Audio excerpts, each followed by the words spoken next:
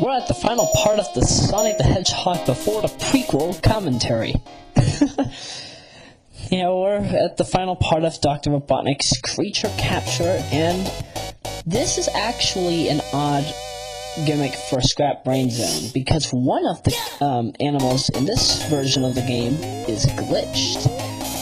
This version is from like 947. That Henrietta the hen that I just collected there, if you didn't collect her before getting anybody else, before you got Bugs Bunny over here, you would end up not even collecting her at all, which would mean that you only had collected 8 of 9 animals, which means you have to restart the whole ducking stage. And this is because the animals actually tend to clip into the wall a lot in this game. Scrap Brain Act 1, 2, and 3 all suffered from this one error, and it was all because of one simple enemy.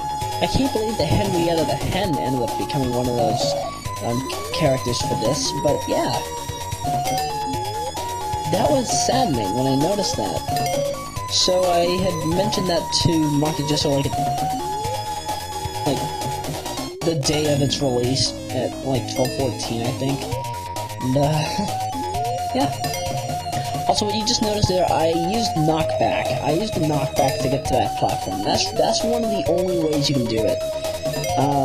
Knockback is your friend in this game. Don't get me wrong. There are a lot of areas where you can get knocked back in one area of this stage, and you could save yourself a lot of time having to deal with this stage in particular. It's probably one of the worst stages to deal with this way, but trust me, it does save you a lot of time. It saves you a lot of ducking time.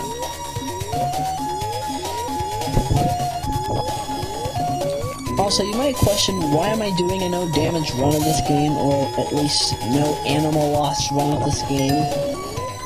It's only because I wanted to show you that I can in fact speedrun this game without any kind of errors or whatever.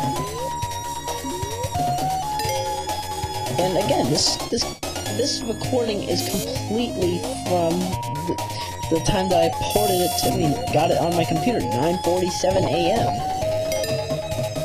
So there was a lot to notice about this. There is a lot to see. Whatever that means. But then again, we're at the very final stage of the game. There really isn't many things to talk about. Scrap Brain Zone is not a stage that I come back to always mention. There's nothing to talk about this stage. There's literally nothing. I am sorry. I have nothing to say about Scrap Brain. I never liked Scrap Brain. The only thing that I liked about Scrap Brain was the white Labyrinth zone in Act 3, but that's about it. Nothing else of this stage attracts me. I don't like the factory. I don't like the Clockwork Zone Act 2 gimmick. I don't like any of it. It just doesn't catch my eye. I know that if there was somebody sitting next to me, if there was somebody that I could talk to, sadly there's nobody here, then maybe I'd have something to talk about this stage about, but there's nobody. Amber shot you and duck, where the duck are you?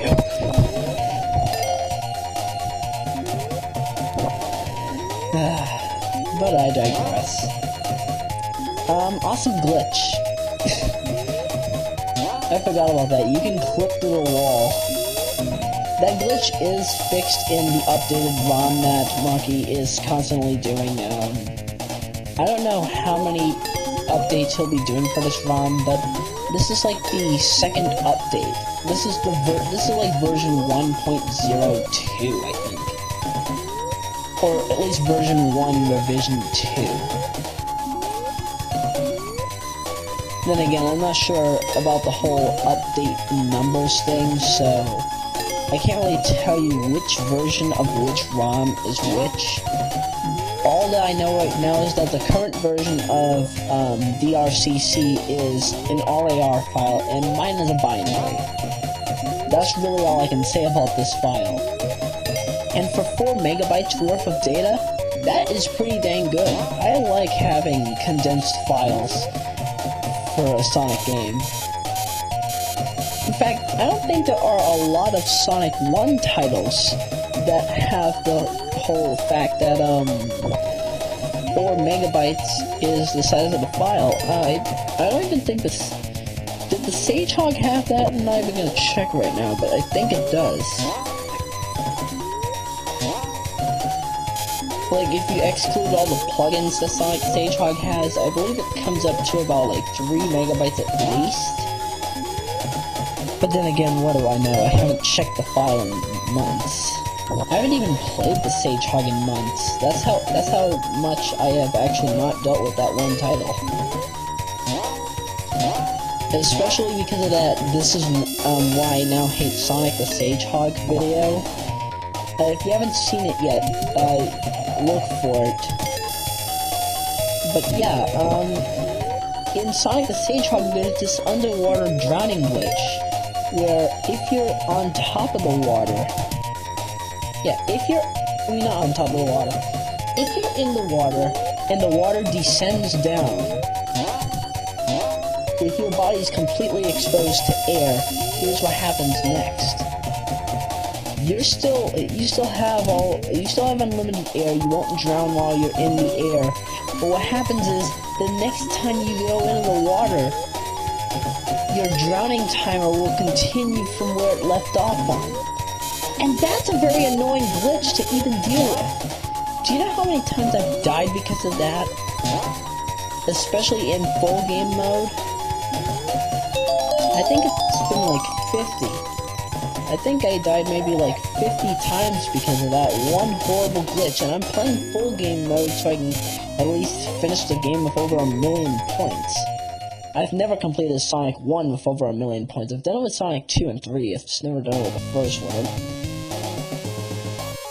If it wasn't for that drowning glitch, I probably would have saved myself. I probably would have succeeded. But no.